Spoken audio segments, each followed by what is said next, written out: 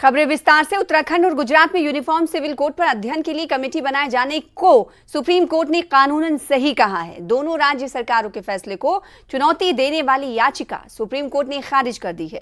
Court ने कहा है कि कमेटी का गठन संविधान से राज्य सरकारों को मिली शक्ति के दायरे में आता है। सिर्फ कमेटी के गठन को चुनौती नहीं दी जा सकती। याचिकाकर्ता अनूप बरनवाल ने कहा था कि यूनिफॉर्म सिविल कोड एक राष्ट्रीय मसला है, इस पर राज्यों की तरफ से अध्ययन करवाना जरूरी नहीं है। चीफ जस्टिस डीवाई चंद्रचूड़ और जस्टिस पीएस नरसिम्हा की बेंच ने याचिका को आधारहीन करार दिया।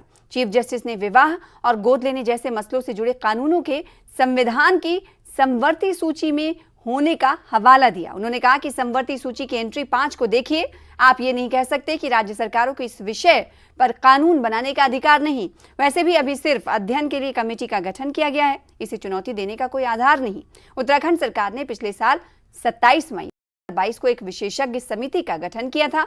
इस समिति को राज्य में समान नागरिक संहिता के अध्ययन और क्रियान्वयन की जिम्मेदारी सौंपी गई थी। वहीं पिछले साल 29 अक्टूबर को गुजरात विधानसभा चुनाव से पहले राज्य सरकार ने समान नागरिक संहिता को लागू करने के बारे में अध्ययन करने वाली समिति को बनाने का फैसला लिया था। इंदौर में आयोजित प्रवासी भारतीय सम्मेलन का पीएम मोदी ने औपचारिक उद्घाटन कर दिया है। 17वें प्रवासी भारतीय सम्मेलन में पीएम ने इंदौर की तारीफ की, साथ ही कहा कि भारत के अनुभवों से दुनिया सीख सकती है। कार्यक्रम में शामिल सीएम शिवराज सिंह चौहान ने पीएम की तारीफ की और उनकी तुलना विवेकानंद से की। लोग कहते हैं कि इंदौर एक शहर है, लेकिन मैं कहता हूं इंदौर एक दौर है। ये वो दौर है जो समय से आगे चलता है, फिर भी विरासत को समेटे रहता है। पीएम के इस बयान के कई मायने हैं। याद कीजिए उस दौर के जब पीएम नरेंद्र मोदी ने स्वच्छता मिशन के लिए झाड़ू थामा था तो देश उनके साथ खड़ा हो गया और इंदौर ने तो कमाल कर दिया। भारत के सबसे साफ शहरों के पहले पायदान पर होने का कीर्तिमान बना दिया। पीएम ने प्रवासी भारतीयों के सामने इंदौर के स्वच्छता की तारीफ तो की ही, साथ ही उस दौर का भी जिक्र किया जिसमें भारत इतना आत्मविश्वास से लबरेज हो गया कि दुनिया इससे सीख सकती है। हमारे लिए ये दुनिया को भारत के बारे में बताने का अवसर है। ये दुनिया के लिए भारत के अनुभवों से सीखने का, पुराने अनुभवों से सस्टेनेबल फ्यूचर की दिशा तय करने का है। हमें G20 केवल एक डिप्लोमेटिक इवेंट नहीं, बल्कि जन भागीदारी का एक ऐतिहासिक आयोजन बनाना है। सीएम शिवराज सिंह चौहान ने भी पीएम की तुलना स्वामी विवेकानंद से की, उस विवेकानंद से जिन्होंने दुनिया को सनातन धर्म की महिमा का पाठ पढ़ाया था। सीएम ने इस वजह से कहा कि पीएम मोदी के नेतृत्व में नए भारत का उदय हो रहा है। माननीय प्रधानमंत्री श्रीमान नरेंद्र मोदी जी के नेतृत्व में सचमुच में एक नए भारत का उदय हो रहा है। एक वैभवशाली भारत, एक गौरवशाली भारत, एक संपन्न भारत, एक समृद्ध भारत, एक शक्तिशाली भारत।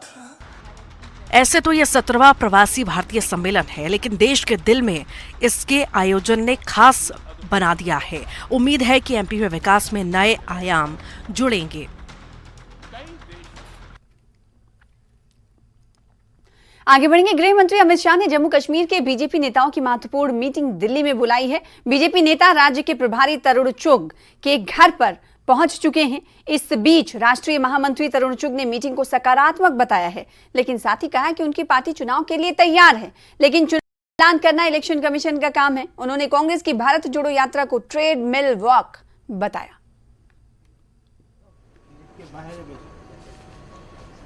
ऐसा इलेक्शन अनाउंस करने का काम चुनाव आयोग का है। भारतीय जनता पार्टी तो एक कार्यकर्ता ऑर्गेनाइजेशन और पॉलिटिकल कामों को और वहां पर राष्ट्र के लिए काम करना, ये हमारा दायित्व है। तैयारी करना तो आपका काम है ना? नहीं, पार्टी तो हर समय तैयार है और हम तो प्रधानमंत्री हमारे नेता हैं जिन्होंने घोषणा की है कि समय पर चुनाव होंगे और चुनाव आयोग वहां पर परिसमन हुआ है, वोटर लिस्टें बन रही हैं।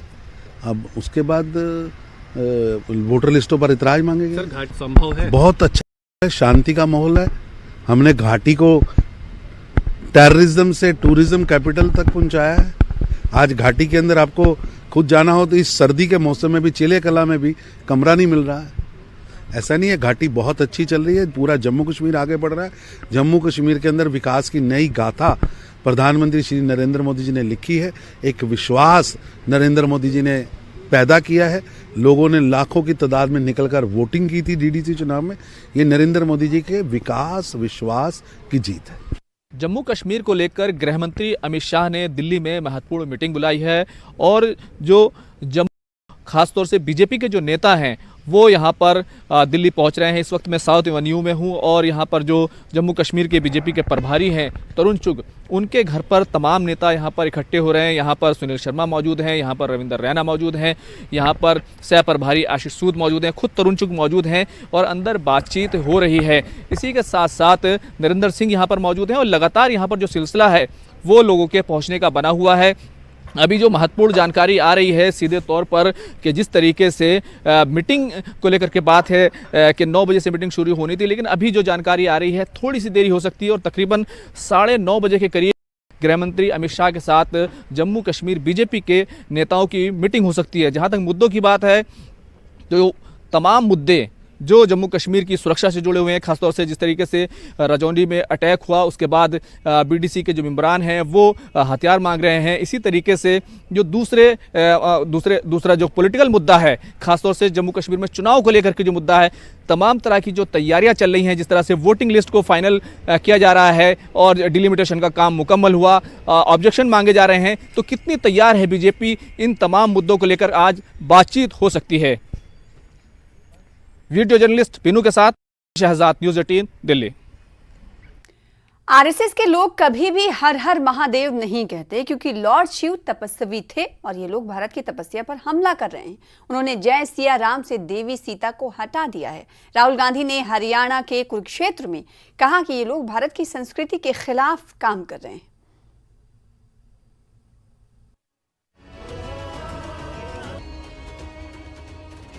21वीं सदी के कौरव हाफ पैंट, खाकी हाफ पैंट पहनते हैं, हाथ में लाठी लिए होते हैं और शाखा लगाते हैं। ये आरएसएस वाले हर हर महादेव तो कभी नहीं कहते। आप देखो, नोट करो, कभी नहीं कहते। ये क्यों नहीं कहते? नहीं, मैंने सोचा इसके बारे में, क्यों नहीं कहते हर हर महादेव, क्यों नहीं कहते? नहीं, क्योंकि शिव जी तपस्वी थे और ये हिंदुस्तान की तपस्या पे आक्रमण कर रहे हैं, इसलिए हर हर महादेव नहीं कह सकते। मगर बात मैं जय सिया राम की कर रहा हूं। यहां पे राम राम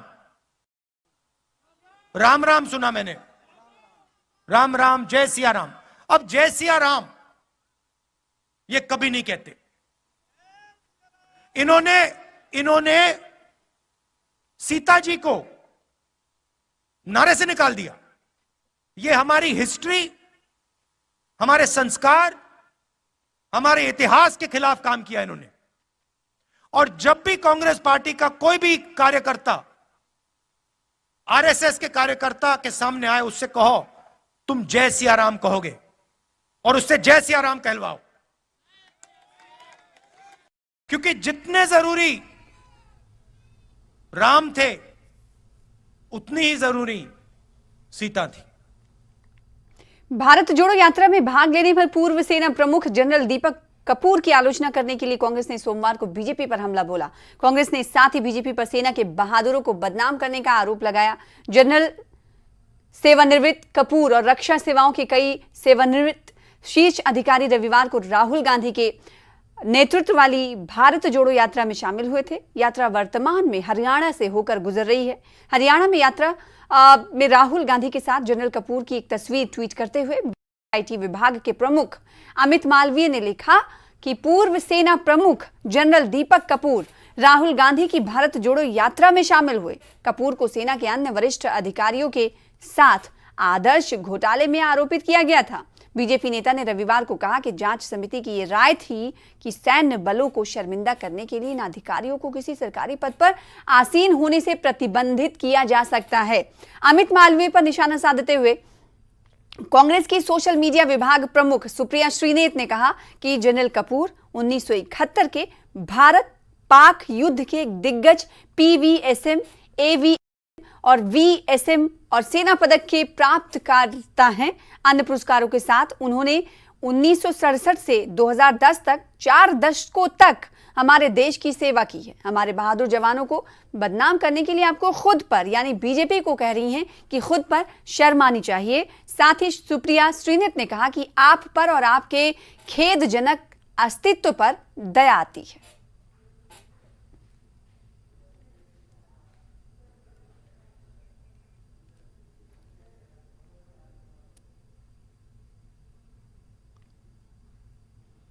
उधर भारतीय किसान यूनियन राष्ट्रीय प्रवक्ता राकेश टिकैत ने सोमवार को हरियाणा के शाहबाद में राहुल गांधी से मुलाकात की। टिकैत के साथ किसान नेताओं के प्रतिनिधिमंडल भी कांग्रेस सांसद से मिले और किसानों के मुद्दे पर चर्चा की। इससे पहले जब भारत जोड़ो यात्रा उत्तर प्रदेश से गुजर रही थी तो कांग्रेस ने राकेश टिकैत को यात्रा में शामिल होने के लिए आमंत्रित किया था। हालांकि राकेश टिकैत ने यात्रा में शामिल होने से इनकार कर दिया था। देखो, मीटिंग में किसान के संबंध में बातचीत करी और हमने इनको बताया है कि जो भूमि अधिग्रहण एक्ट था उसमें बड़ा रोल राहुल जी का रहा है। हमने पहले भी ये कहा है और उसका फायदा देश के किसानों को मिला। हमने आज भी जहाँ जिन स्टेटों में आपकी सरकारें हैं वहां पे आप किसानों के लिए काम करो। जो गांव के लोग हैं, नौकरियां हैं, उस पर आप काम करो, एक बेहतर पॉलिसी वहां पे लेकर। और रायपुर में एक आंदोलन चल रहा है, उसके संबंध में भी करा कि वहाँ की सरकार से बातचीत करके उसका समाधान निकाल लो। नया रायपुर बन रहा है वहाँ पे छत्तीसगढ़ में। यहाँ पे सेब का बड़ा व्यापार है और सेब का सबसे बड़ा व्यापारी अडानी है। वो नुकसान देने की कोशिश करेगा इनको, क्योंकि वो भारत सरकार के कहने से चलेगा, बीजेपी के। उससे कैसे ये बचेंगे और अपने किसानों को बचाएंगे, उस संबंध में बात हुई। ने अभी करा के कश्मीर के सेब के ट्रक रोके, सरकार पे क्या उन्होंने षड्यंत्र रचा और वो 18 दिन तक उनके सेब के ट्रक रुके रहे और करीब 2000 करोड़ रुपए के लगभग कश्मीर के किसानों को नुकसान हुआ। वहाँ पे वो पूरा बर्बाद वहाँ का किसान हुआ। बड़ा व्यापार वहाँ का है, उस वैली को भी हमको बचाना है। उनके किसानों को भी कैसे हम लाभ देंगे, क्योंकि राहुल जी की यात्रा श्रीनगर और उधर भी जाएगी, जहाँ तक भी जाएगी तो वो इशू वहाँ पे जरूर आएगा। तो इनको बता कि उनको कैसे हमको बचाना है। तो इन सब इशू पे बात हुई और आगे चुनाव है, जो घोषणा पत्र लाओ तो आप बेहतर घोषणा पत्र लेकर आओ।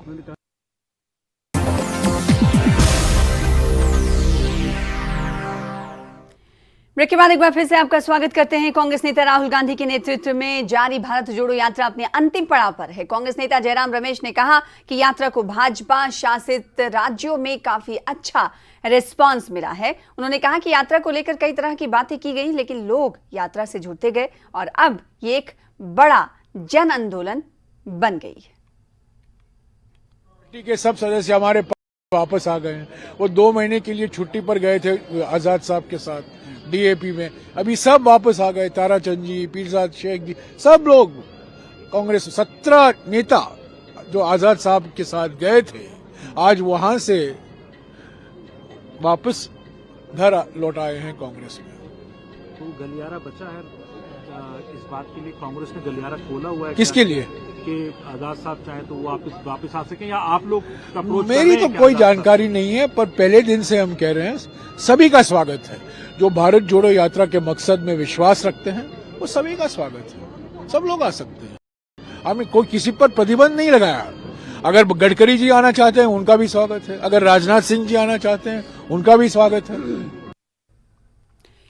आगे बढ़ेंगे। बिहार के मुख्यमंत्री नीतीश कुमार की समाधान यात्रा पर सहयोगी आरजेडी के विधायकों ने ही सवाल उठाना शुरू कर दिया है। आरजेडी के विधायक और पूर्व कृषि मंत्री सुधाकर सिंह ने तो नीतीश कुमार पर हमलावर तरीके से वार किया और अब आरजेडी के दिनारा से विधायक विजय मंडल ने भी सवाल उठा दिया है, जिस पर जेडीयू ने पलटवार करते हुए ऐसे विधायकों पर कार्रवाई की मांग की। सवाल का जवाब खुद ही यहाँ बिहार विधानसभा में नहीं मिलता है तो दूसरी जगह क्या देंगे। इस यात्रा में अफसरों पर लगाम लगाए। प्रखंड से लेकर के सचिवालय तक भ्रष्टाचार में डूबा हुआ है।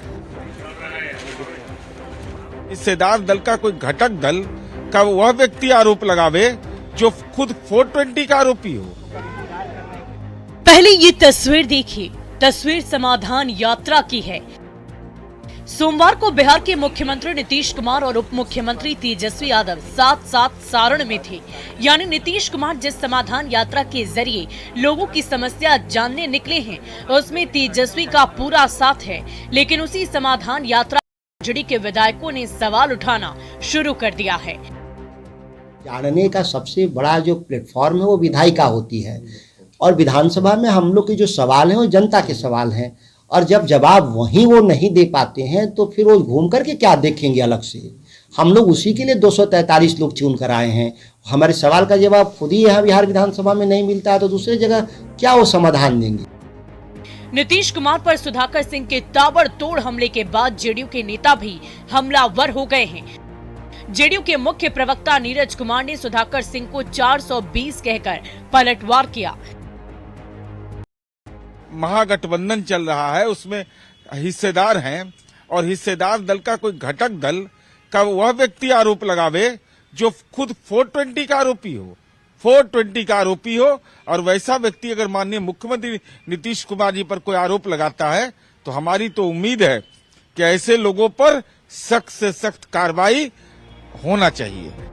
सीएम पर लगातार किए जा रहे सुधाकर सिंह के हमले से आरजेडी के नेता भी असहज महसूस करने लगे हैं। तभी तो आरजेडी विधायक मुकेश रोशन ने सुधाकर सिंह को बीजेपी का एजेंट बता डाला।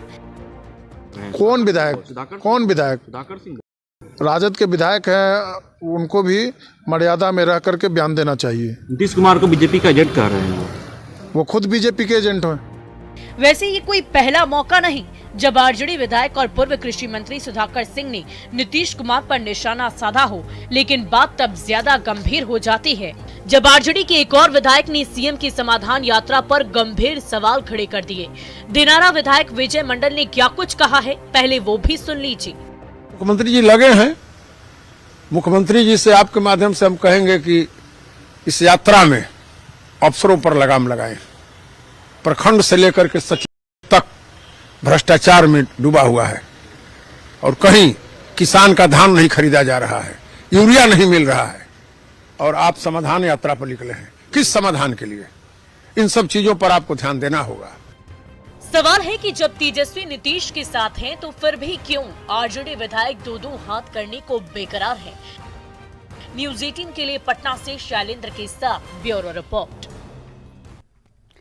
कंझावला मामले में कोर्ट ने सभी 6 आरोपियों को 14 दिन की न्यायिक हिरासत में भेज दिया है। इससे पहले ये आरोपी कुछ दिन पुलिस कस्टडी में रह चुके हैं, लेकिन इस बार सोमवार को जब आरोपियों को पेश किया गया, कोर्ट ने पुलिस को कड़ी फटकार लगाई। कोर्ट ने कहा कि पुलिस एक बार में सारे सीसीटीवी फुटेज इकट्ठे क्यों नहीं करती। दरअसल सोमवार को हुई सुनवाई के दौरान पुलिस ने कोर्ट के सामने कहा कि एक सीसीटीवी सामने आया है जिसमें दिख रहा है कि आरोपी एक बार गाड़ी से नीचे उतर रहे थे। उन्हें दिखा था कि नीचे कुछ फंसा हुआ है, लेकिन फिर भी वो बाद में गाड़ी चलाते गए।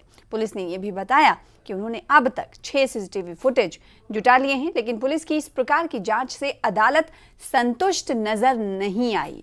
कोर्ट ने 2 टूक लफ्जों में कहा कि एक बार में आखिर सभी फुटेज क्यों नहीं जुटाए जाते। उन्होंने कहा कि आप तो 90 दिनों तक सिर्फ सीसीटीवी करते रहेंगे, एक बार में सारी फुटेज क्यों नहीं ली जाती।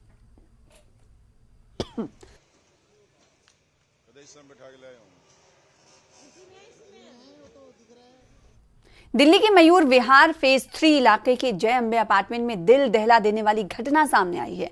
दरअसल मल्टी स्टोरी अपार्टमेंट की ऊंचाई से सुबह तकरीबन 9:15 या 9:30 बजे नवजात शिशु को फेंका गया, जिससे उसकी मौत हो गई। जब बच्चा जमीन पर गिरा तब उसकी सांसें चल रही थीं।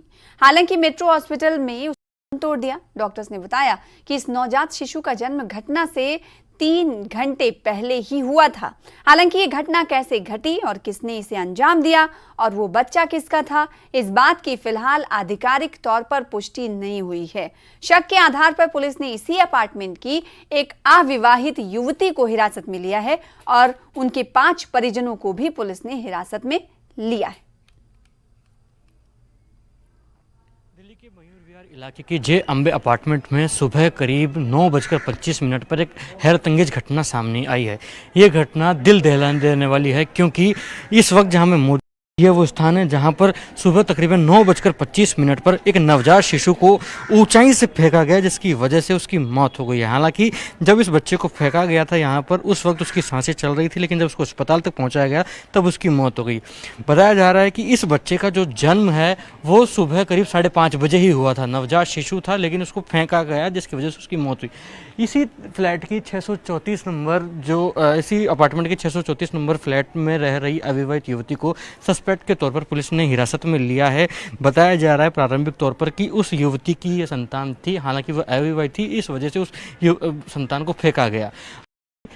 किसने फेंका, क्या वजह रही, ये फिलहाल पुष्टि नहीं हो पा रही है। पुलिस पूरी जांच में जुटी हुई है, तफ्तीश कर रही है। पुलिस की सारी टीमें, क्राइम ब्रांच की टीमें और फॉरेंसिक की टीमें लगातार जांच कर साक्ष्य जुटाने के प्रयास कर रही है कि आखिरकार ये घटना कैसे घटी थी, इसके पीछे कौन था, क्या मानसिकता रही होगी। सबसे महत्वपूर्ण बात यह है कि जो अविवाहित युवती है प्रिया पांडे, उसके परिजनों को भी पुलिस ने हिरासत में लिया है, उनसे भी जानकारी जुटाई जा रही है और उस महिला का, उस अविवाहित युवती का मेडिकल भी होना है, जिसके बाद पुलिस कंफर्म कर पाएगी कि आखिरकार ये बच्चा उसका था या नहीं था, क्योंकि अभी तक सिर्फ सस्पेक्ट के तौर पर उसको गिरफ्तार किया गया, किसी प्रकार की पाइए। हालांकि ये घटना किसी ने भी घटित की हो, कि कोई भी इसके पीछे रहा हो, लेकिन दिल दहला देने वाली घटना थी और ये कहने में कहीं अतिशयोक्ति नहीं होगी कि उस व्यक्ति की इंसानियत और मानवीयता नहीं है जिस व्यक्ति ने ये कृत्य किया, क्योंकि कुछ घंटे पहले ही इस बच्चे का जन्म हुआ और जो चश्मदीद यहाँ मौजूद थे, जिन्होंने उस बच्चे को संभाला और अस्पताल तक पहुँचाया, उनका साफ तौर पर कहना है कि टेडी बियर की भांति ये बच्चा नजर आ रहा था। तकरीबन 4 किलो वजनी बच्चा था और एक अच्छा तेज उसका नजर आ रहा था। ऐसे में यह कहना कहीं गलत नहीं होगा कि उस व्यक्ति की इंसानियत और मानवीयता तार-तार हो गई है जिसने भी ये कृत्य किया है। कैमरा पर्सन के साथ लखवीर सिंह शेखावत, न्यूज़ 18 दिल्ली। अल्पसंख्यक समुदाय के छात्रों को मिलने वाली मौलाना आजाद फेलोशिप बंद किए जाने के बाद छात्रों में रोष है। फेलोशिप को बंद करने के विरोध में छात्रों ने अल्पसंख्यक मंत्रालय के बाहर प्रदर्शन किया। जेएनयू के लेफ्ट संगठन एसएफआई के द्वारा प्रदर्शन की कॉल दी गई थी। छात्रों ने फेलोशिप बहाल करने की इस मौके पर मांग की। केंद्रीय अल्पसंख्यक मंत्रालय की तरफ से संसद में कहा गया कि मौलाना आजाद फेलोशिप को इसलिए बंद किया जा रहा है क्योंकि वो दूसरी योजनाओं पर ओवरलैप करती है। आज यहाँ पर जो अल्पसंख्यक मंत्रालय है उसकी बिल्डिंग के सामने जो छात्र हैं प्रदर्शन कर रहे हैं, ये एसएफआई के छात्र हैं। जेएनयू का लेफ्ट विचारधारा का बड़ा संगठन माना जाता है, इसका छात्रों में असर माना जाता है।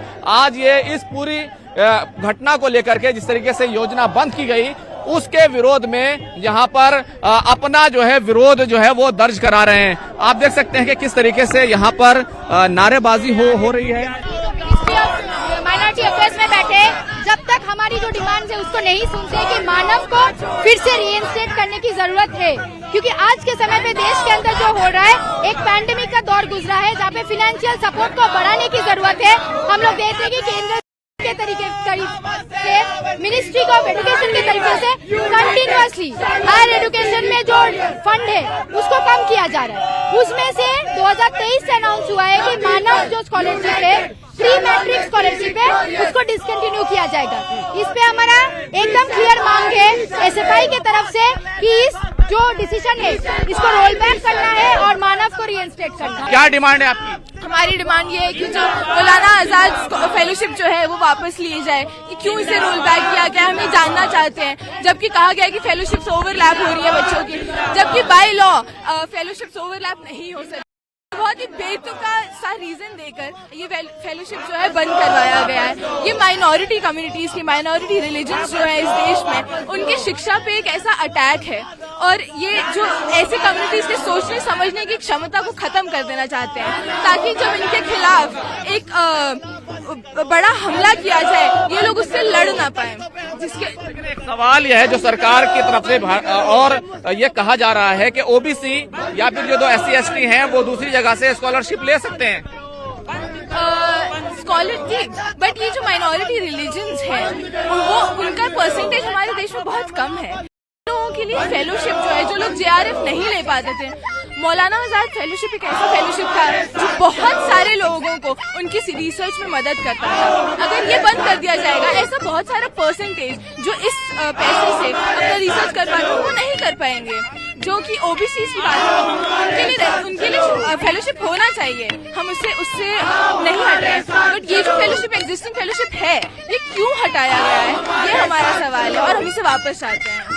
तो साफ तौर पर यह प्रदर्शन कर रहे हैं छात्र और सवाल उठा रहे हैं, क्योंकि सरकार की तरफ से ये कहा गया था कि ये योजना है ओवरलैप करती है। छात्रों का कहना है ये ओवरलैप नहीं, बल्कि शिक्षा में बजट बढ़ाया जाए, शिक्षा का बजट कट हो रहा है। ये तमाम सवाल जो शिक्षा उठा रहे हैं और ये जो स्कॉलरशिप है ये मांग कर रहे हैं कि इसको बहाल किया जाए। कैमरामैन नरेश सैनी के साथ खुर्रम शहजाद, न्यूज़ 18 दिल्ली।